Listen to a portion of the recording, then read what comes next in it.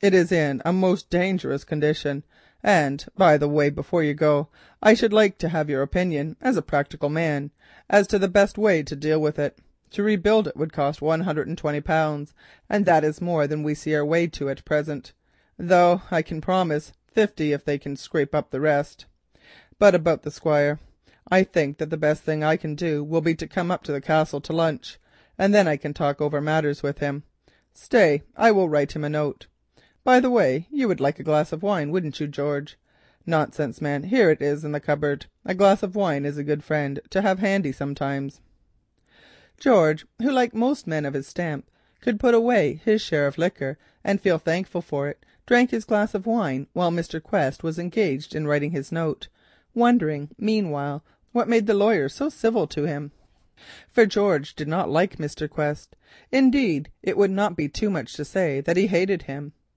But this was a feeling that he never allowed to appear.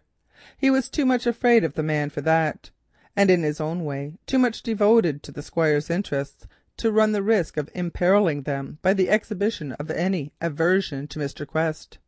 He knew more of his master's affairs than anybody living, unless it was perhaps Mr. Quest himself, and was aware that the lawyer held the old gentleman in a bondage that could not be broken. Now George was a man with many faults. He was somewhat sly, and perhaps within certain lines at times capable of giving the word honesty a liberal interpretation. But he had one conspicuous virtue. He loved the old Squire as a Highlandman loves his chief, and would almost, if not quite, have died to serve him. Indeed, as it was, his billet was no easy one, for Mr. de la Molle's temper was none of the best at times, and when things went wrong, as they pretty frequently did, he was exceedingly apt to visit his wrath on the head of the devoted George, saying things to him which he should not have said.